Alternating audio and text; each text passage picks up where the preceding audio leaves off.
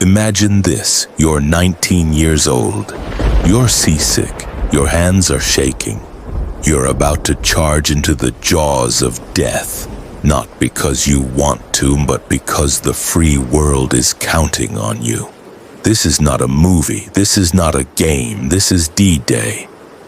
And this is the deadliest minute in modern warfare. A true story of blood, bravery, and the battle that turned the tide. By 1944, Nazi Germany was in control of nearly all of mainland Europe. The Soviet Union had been bleeding for years on the Eastern Front. Britain was bombed, battered, and hanging on by a thread. The United States, the UK, and their allies needed to strike a blow that would split Hitler's empire in half. That plan was Operation Overlord. Over 5,000 ships, 11,000 aircraft, more than 150,000 troops. It would be the largest amphibious invasion in history, and the entire outcome of the war came down to the success or failure of a single morning. While all 5 beaches were dangerous, Omaha Beach was different. It was a death trap. The beach was narrow, boxed in by 100-foot cliffs. The Germans had fortified it with 85 machine gun nests, 6 artillery batteries, and endless minefields. Hitler's Atlantic Wall was no bluff. For every inch of sand, there was a kill zone. And at the center of it, the Americans were coming. A heavy fog hung over the sea as the landing craft crossed the English Channel. The men inside, cold, soaked, and scared, had no idea what they were about to walk into. Some wrote letters home. Others kissed photos of loved ones, and many tried to hide their fear. But some cried openly. They were kids, 18, 19, 20 years old.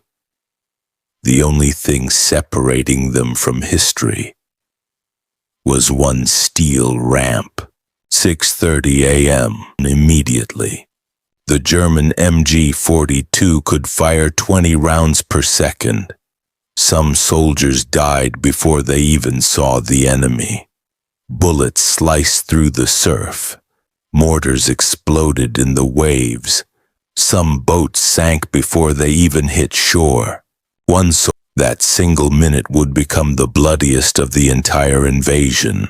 The survivors were pinned down, stranded with no cover, no communication, and no leadership. Boats kept landing, sending more men into the meat grinder. Bodies floated in the surf. Wounded men screamed for medics, but medics were being killed too. Entire platoons were wiped out before they could even regroup. Of the 230 men in A Company of the 116th Infantry, only 18 made it off the beach. The rest were killed or wounded within minutes. Engineers crawled forward to clear mines with their bare hands. Flamethrower teams risked everything to burn out machine gun nests. Small groups of soldiers used smoke, sand, and silence to flank German bunkers. Some scaled the cliffs using ropes under constant sniper fire. One soldier recalled, "It was pure survival. Every second you were alive was a miracle." Their courage wasn't the kind in movies. It was desperate, gritty, real. And it worked. As the morning dragged on from Omaha, the Allies pushed inland. Within weeks, they liberated Normandy. Within months, Paris.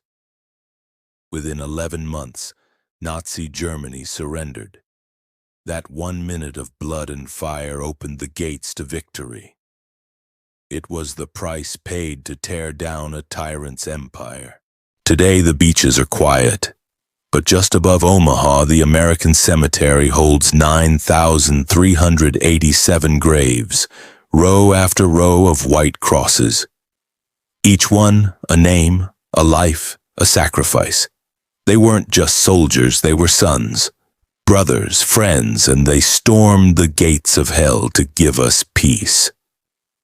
We remember them not because they died, but because they fought when it mattered most. If you are enjoying history told like this, subscribe, honor the past, learn from it,